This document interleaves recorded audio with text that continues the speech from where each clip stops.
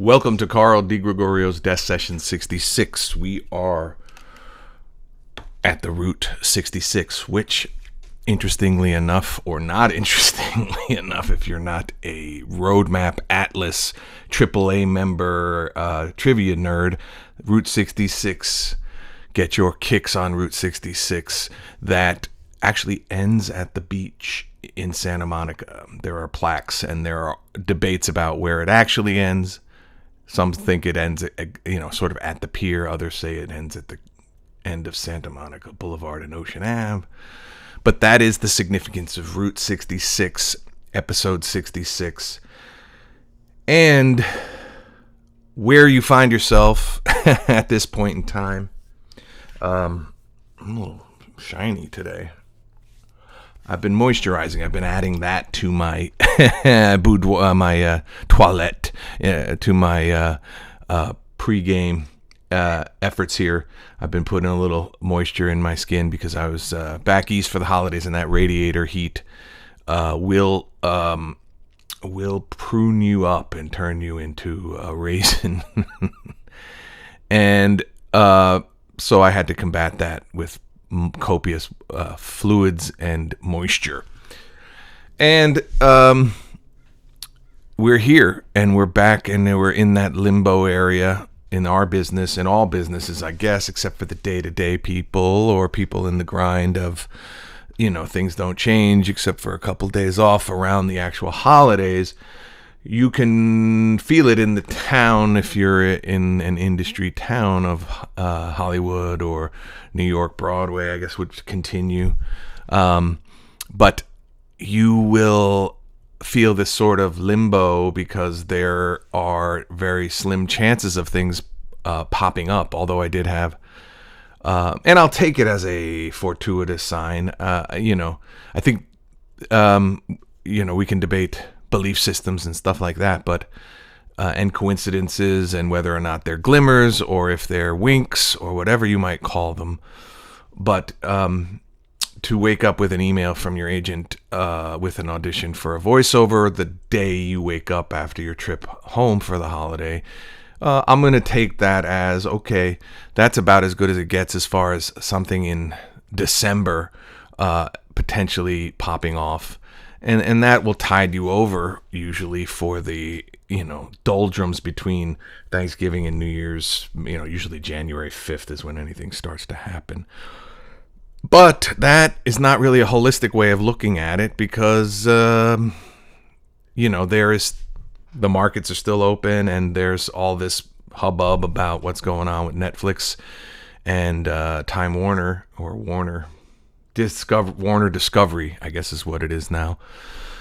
And, that's pretty much above my understanding, but it does have some, in my eyes, antitrust fears and things like that. Only because I read a book about Andrew Carnegie do I even think I understand that.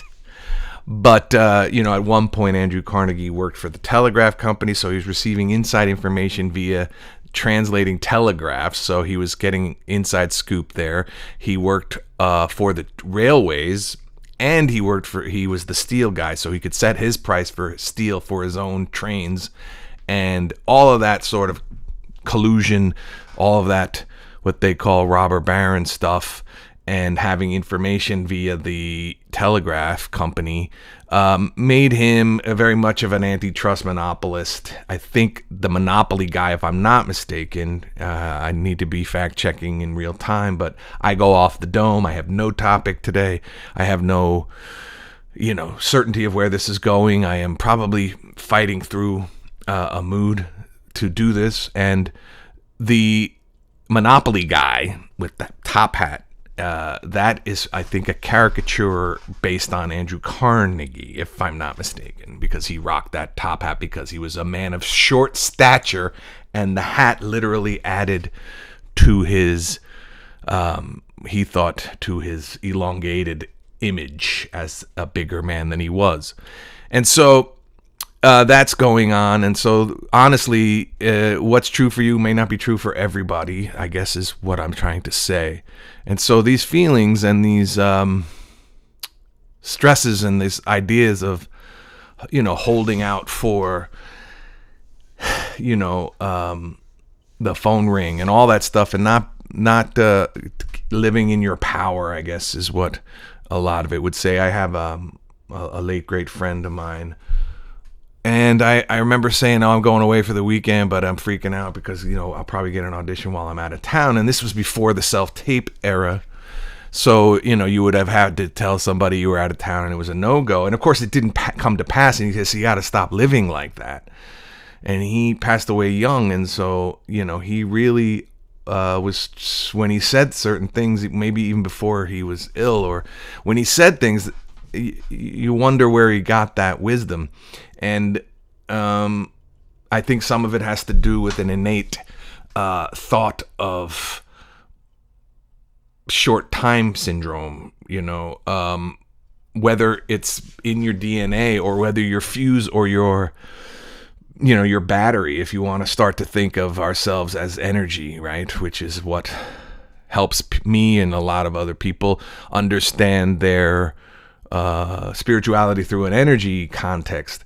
If we're just energy and we're a battery, we're like an ingot, we're a flame, we're a coal, or we're a ember. Our life is gonna ignite in birth and then stay aflame and then eventually fade. And so I think some of the shorter lifespan people in it's not even conscious that I think they just know. You hear about this through the centuries. I've said this before and I've quoted it, or not quoted it, but in Hamilton they talk about how prolific a writer he was, how many accomplishments. I mean a play that many years later, biography, all of that, and then the why do you write like you're running out of time? It's like he kind of knew it, so he was cranking. Maybe Hendrix in a similar way was just cranking out stuff. And to the degree that Prince died young, he did die young enough to lament him still being around. I think he'd be in his mid 60s, late 60s now. He'd be younger than Bruce. And he wrote 1,000 songs a year or something. He's got more unreleased material than anybody. And so that was either part of his discipline or his urge or his how many duds by Prince standards, what a dud would be, but how many duds he would have to write for those to turn into hits and classics. Maybe that was his rate of exchange, but it could also be that he just wanted to put down as much as he could, and he got an early start, And so if I want to reflect on my trajectory, I think I had an early start for my passion, and now I'm wondering why it's quote unquote taken so long, and I'm wondering if there's a lesson there. And when you're not at your best and you're self-pitying, it's like, what did I do wrong? These things, when we're talking about rare air and we're talking about very difficult needles to thread, and when you're not giving yourself any grace about the few strokes of luck I have had in my career. And so that, again, going back to what we're here to do, is my play references a lot of those things and also makes light of some of the failures and some of the misses, and that's what constitutes a career. And then, so what is it? I think I was mistaken that my career was my life and my life was like a part-time pursuit. And now I find out that, your life, how you want to live, is your full-time pursuit, and everything else is what you either need to feed it or how you, and I'm learning that. And yet I still have a hunger and a desire to do art, to do my play, to continue to improve my auditions, and to hold out the hope that I every year can be, that you're one job away from things changing. But will they? Because, your life has to change. And so maybe I can take some solace, some comfort or pride in, that in dealing with my tendon injury, that I put the gym back into my life, that I used the PT, the 2 days a week of physical therapy, which was very taxing at the beginning. I used that to launch me into the gym, to give me a third day of my own self-driven PT, and then I put in the other body parts, and now it's more like a 4 or 5 day thing I'm doing. And it's not for vanity, it's for the sake of feeling like I'm taking care of this instrument that I let slip. I have to give myself some, I have to tell myself, why did I let it go? Why did I change my type? And I think it was because of despair, honestly. When you're young and in drama school and facing the marketplace, and you have your showcase and you get an agent and you start auditioning, and you're in your 20s and you're lean and mean, and then you keep up the gym because that's part of the package of an actor. You're not trying, I wasn't trying to be like a character actor. And then when you get into stand-up comedy, and a lot of the stuff is self-deprecating, that you let it go because you're pounding beers and you're eating late and you work in a bar and you do stand-up comedy, and you pack on the pounds because you're really not pursuing. You lose an agent, and you what's the point? And so that's really what it was.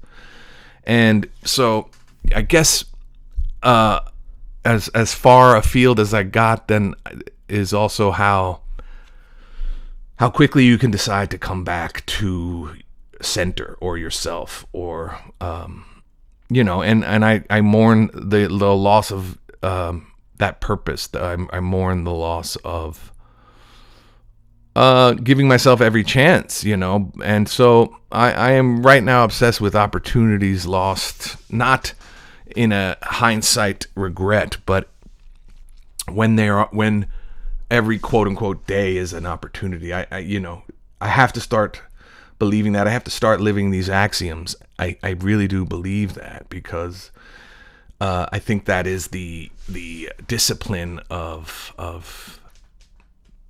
thinking positively, or I know there's an entire industry for this stuff, and it's all precepts from a hodgepodge of sages and a hodgepodge of self-taught philosophers and things like that. And that's the day-to-day, because what's the use is a philosophy, to be honest, and it's not a very productive one. And it's maybe even the definition of a new definition of depression, like what's the use, is a tough start point. And so I can't live like that, and I can't write from that place, right? Who would want to sit and watch a what's the use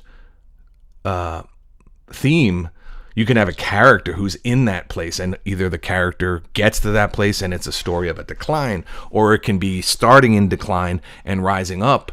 But for my purposes and for my wishes and my dreams, some life affirming stuff has to be baked into my cake, to be more on point, more on purpose, and obviously, vanity is a little bit out the window in my demographic and my age bracket and where I'm at. But, feeling better on my 2 feet, having the gym as a release, having that energy expelled, while I maybe, they say you got to make burn energy to make energy. I'm a little bit tired after, but it does keep me from lamenting too much or despairing too much. And, I think that will help me stay productive and task-oriented vis-a-vis my show, vis-a-vis auditions and things that I have to do in the next year, let's say. And to make a transition in life, to make a transition in what it's going to look like, and I get it. They say life is suffering. Sure. But I also, I guess it's how you look at it, staring down the barrel is not the kind of suffering I want to ingest every day. And I think that's why the habits and it was what you miss about the hyper productivity of a conservatory training is it was your hours were accounted for to a maximum degree, and you had very little time to spin out. You were spinning out still, but you just didn't have time, because if you did, the setback would be, fatal to your pursuit. You would be kicked out. You would be, you have to learn your lines for every fucking class. Like, the expansion of your memory muscle was massive, and it's what you look forward to if you could get a series regular where you get pages, and new pages and volume of material. Like, it could be maddening, and I know James Gandolfini was plagued by the responsibility and the heavy lift and the darkness of his character, but because he was in every damn scene and he was so damn good that it was literally like Earl Campbell or some of these running backs of the old days, that they beat them into the ground. Running backs were having 5 years because they literally pulverized him for quote unquote gaining yards, those tough yards. He was a workhorse because he was the show, and so his workload was daunting, and he had trouble with it. Now, be careful what you wish for. I sit there fantasizing about that, having too much work to do, and so, I mean, that's probably not a bad thing, but, be careful what you wish for, and it's hard to have. But then, his life was cut short by many things, and I'm speaking on someone I don't know, and that is always in the gossip realm. But, these are not, you might envy the gig, the job, but you don't envy, and you shouldn't envy someone who you don't know personally and who has that kind of, because you still have to be happy with yourself, And, I've definitely had to build up some of my inner reserves and what was important to me over the years. And the problem with the struggle narrative or doing difficult things versus pushing for happiness, I know you can't be happy all the time, but you can avoid despair, and you could pluck joy out of simpler things, and you could find peace. So I wonder where, I'd have to do some research, but where the self-help kind of gurus are on that obviously struggle's inevitable. Bad things will happen. You will stub your toe. You could be blissfully happy and get a cramp. You could be blissfully happy and trip. I think that's the inevitability of impediments to bliss. But I also know that if you lean toward the dark, you have to, you have to find your version of rose-colored glasses in your spirit, in your heart, with art. I think that this is why, art, and this is very pretentious, but why it's more important now, right? That's always been this election is the most important one, or art is more important than it ever has been. But maybe I can just make it personal. Like, this is why it's important to me, because art does try to imitate life, but not in documentary style. It's an imitation of life with edges amplified or edges rounded, depending on genre or what you're going for. The best example I can think of for the genre tilt being in tone and things like that. For example, The Odd Couple. Maybe let's think of the play and the movie, but more the TV show. They have that long introduction, and the premise of The Odd Couple is two middle-aged men, after a divorce, each of them have a divorce, are forced to live together, and one is a neat freak and one is a slob. And can these two men live together without driving each other crazy is the setup. And so think about that remake today. If someone said, all right, here's these two single, it just sounds like a bummer. And it is. These guys are in pain, but we laugh at their pain because of the conflict. And so The Odd Couple is a comedy, but the premise in the elevator pitch is a fucking bummer. You know what I'm saying?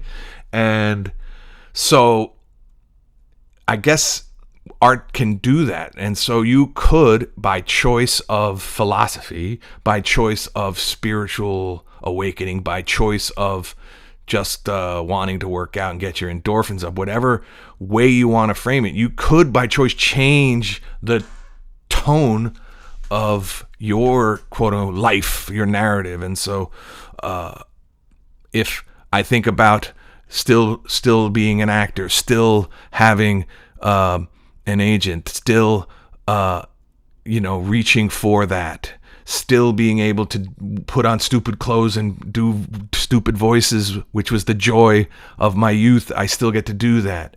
Even if the outward appendage of success has yet to touch me, I get to see that as a you choose to pick the genre of your life. Am I a romantic comedy? Am I a and this may be fantasy thinking and maybe not a great way to function, but you can, and I hope I can work on this. I have to change all the laments into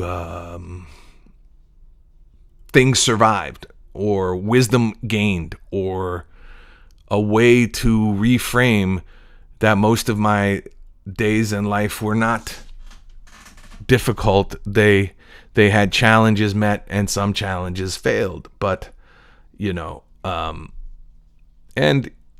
just heard John Cena saying, baseball analogy that I may have used before myself, that it's 300 average gets you into the Hall of Fame. So that's 70% of the time shit's kind of jacked,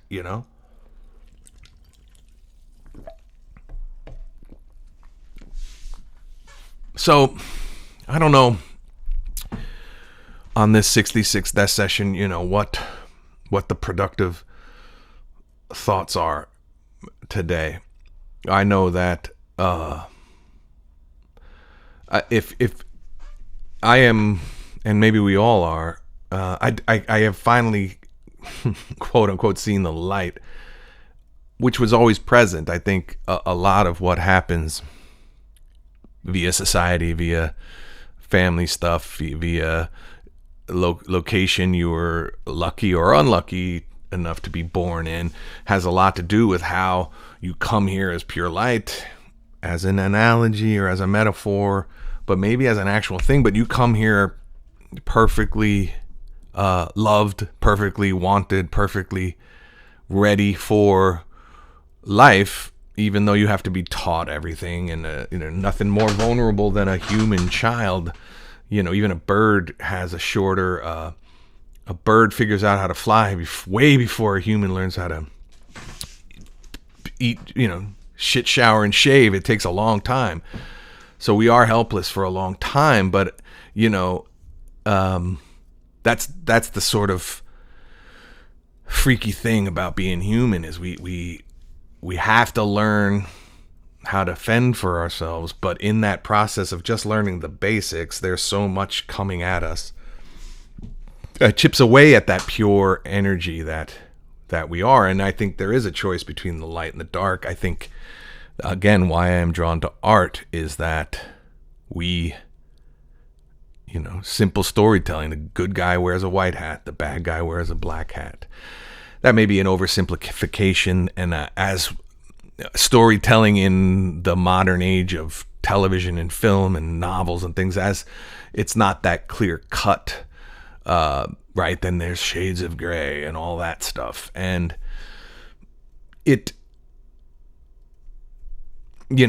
comedy can come from a dark place, and that's a coping mechanism.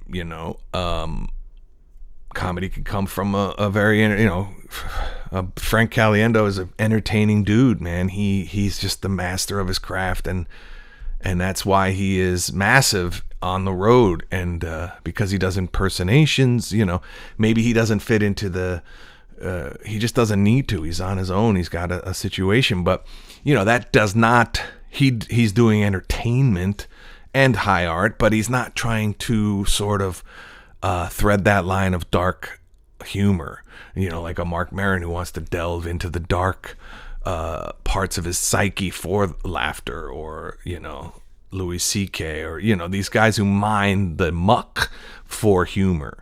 And I think you learn, and I've spoken about this before, you learn to admire flavors of ice cream, but have your favorites, right? Butter pecan sounds disgusting to me. I didn't like pistachio till I tried it at a San Gennaro feast in LA, not the one in New York, but the one in LA. And I said, what's the hell is pistachio ice cream? And I'm like, holy shit. But no one says ice cream is a controversial lane. It's just that you have 31 flavors. You can't like them all, right? And so that's kind of how it is with comics, with music, and, and film and television. And so who am I to judge? Some of the most popular shit, and I've spoken about this, is that the Hallmark stuff, the Christmas movies. And I bet you this is just I would just wonder, I bet you there are a lot of people from dysfunctional families, maybe even estranged, and maybe some of those are just a way to feel connected to that. And then other people who have the idyllic family, and the biggest argument is, can you not waste all the hot water and all that stuff. They watch them because it reflects some of their own, self-satisfaction or gratitude, because they do love this time of year. It's a little fraught for me, and maybe that's why I watch them, because it isn't an idealized version of what it could be, and so, those are under the umbrella of entertainment, under the umbrella of art, I'm a man of the theater, and most of it is, I heard John Malkovich on a podcast say that, a great play is unbelievable, elevating, almost in a spiritual way. But most of them are fucking agony. Most of them are agony. And he was humble enough, a great, great theater man, a great, great actor, saying, I've been part of so many disasters and some of these terrible things. And maybe that's true of TV and film, but I think, the economics of those make them a little, at very least, they're mildly bad. But theater productions can be rough, I've been in them, that's why you shudder at something like Waiting for Guffman, because, everybody's been in some production that was a hair to the left or right of being as bad as that. And so the thing is, all of these endeavors are, the effort to mount any production is Herculean, and for them to be, and just as much effort in a good one as a bad one, And today with content and with clips is like, you don't have to have the time investment, so you can barrage it and then I guess try to hit an average until you quote unquote find a lane or get hits or get likes and stuff like that. And maybe that's different. I think the content game is different than art. I don't have the privilege, and I don't think any of us do. And it's a boomer lament that, I don't want to have, this happened, by the way, previously, for musicians, when MTV came around, famously, John Oates, who was not the talent, equal to, Daryl Hall. They were sort of collaborative. We find out the seedy underbelly. They worked well together as a brand, but the contributions weren't 50-50. And they had they were being interviewed because they were early 80s, before MTV. They were the hit makers, 70s, late 70s, 80s. And then MTV came around. And he literally said, with his mustache, he said, I resent that I now have to be an actor. I'm a musician or player, and I have to make these fucking videos, and we have to come up with storyline, and make I'm not an actor, I'm a musician. That's the same shit that older, actors who've had to adapt to. I don't want to make fucking reels. I don't want to do shit on the internet. I don't want to do social media. Well, okay, but you have to, or you don't, right? That's the thing either. These are all highly competitive fields. No one needs you there. They repopulate on the hour. The refresh button is literal, and always was the case, you know, when you think about open mics, there's a new comic coming it's just like that whole, you know, fucking thing, you know, where, you know, there's just the bus empties out every day in LA and New York, you know, and that maybe other places, or maybe, and now the bus is in the palm of your hand. And so it's anybody who had a success in the orthodoxy of the past resents that they have to adapt to new things. I've heard from I have a very cool photographer friend.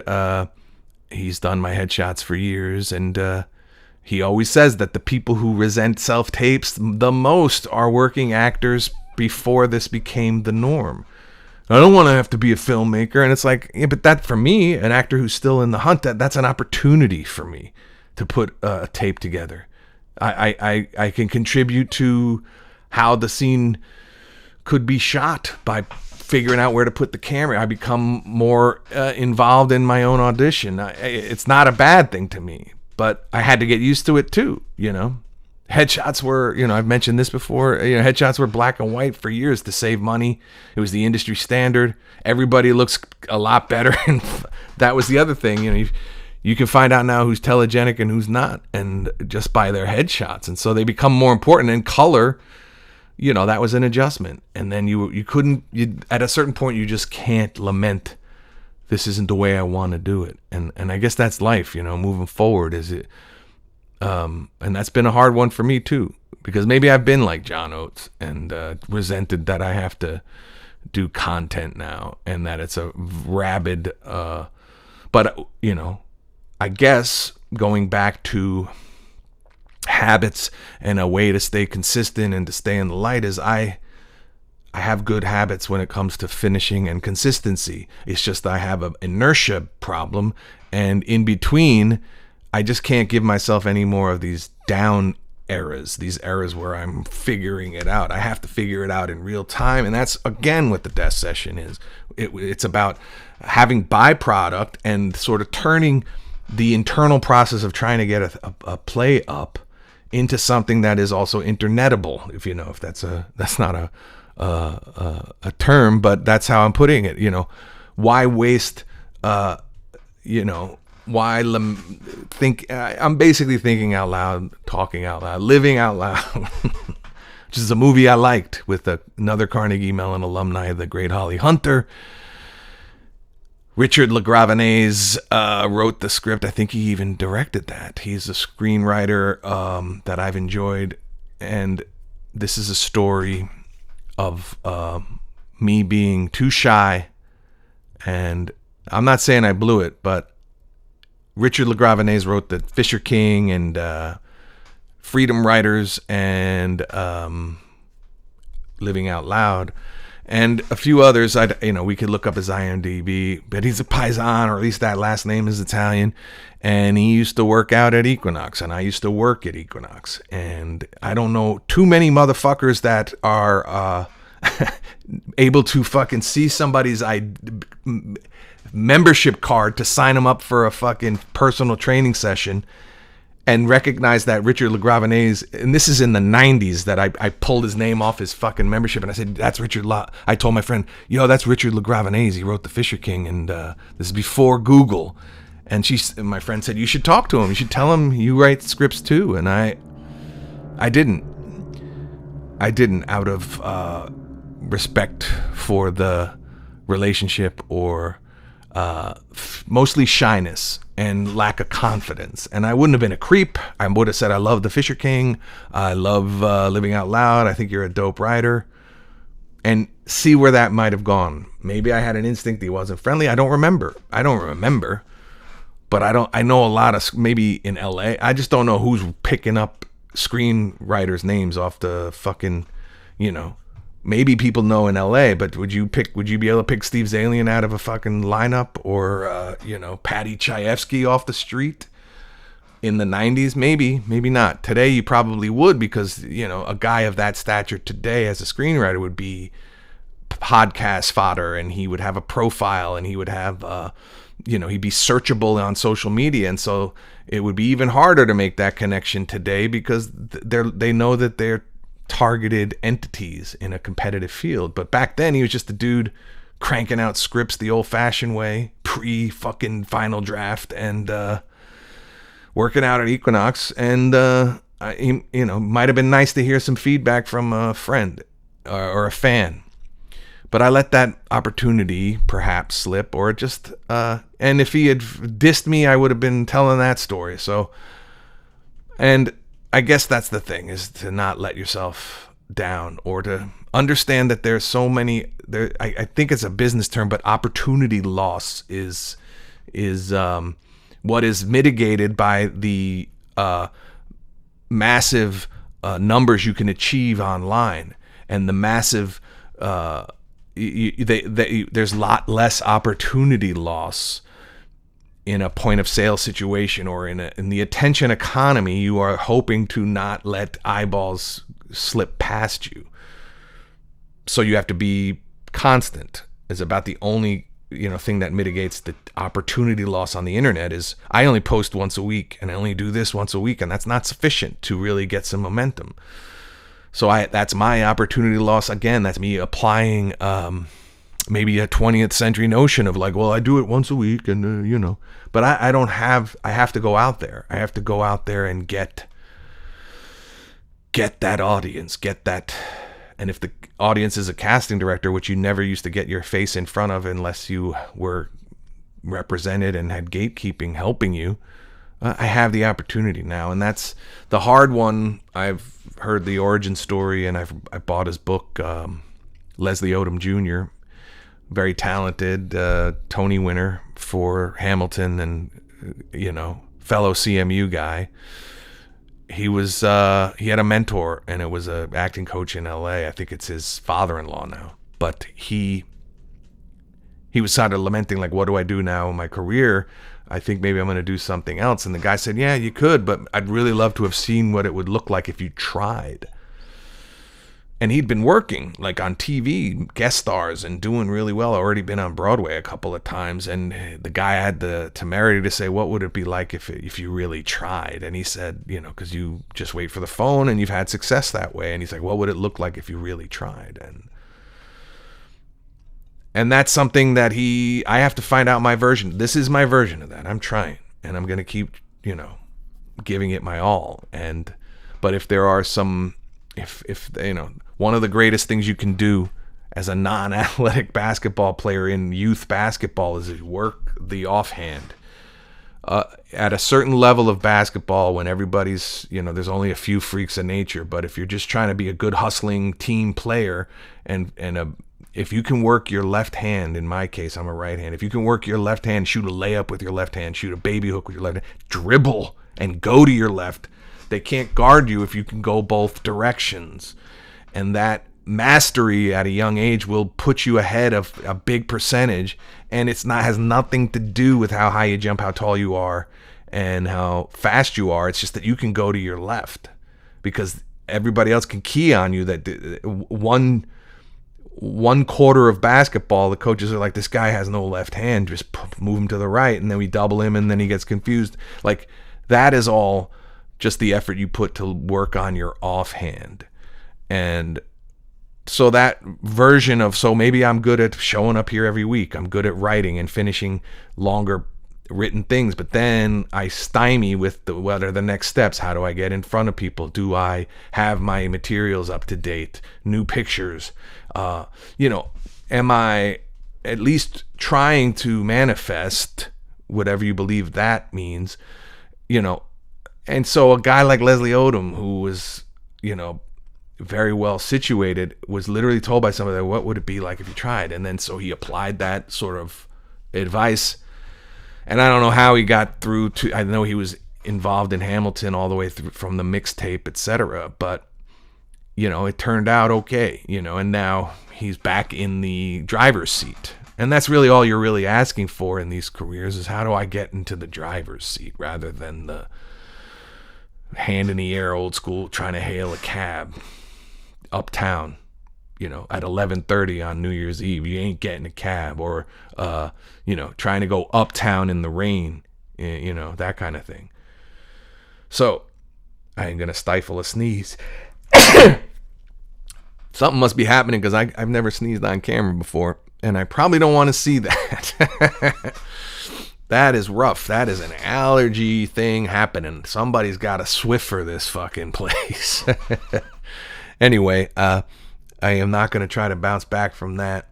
I think I've put enough on tape today. On tape. There you go. There's somebody who understands the internet. I think I've said what I had to say this week, and that's DeGregorioSession66, and we're going to make moves. We're going to make moves. We have to make moves. Help me, help you, help me, help you, help me. Let's make some moves. Peace.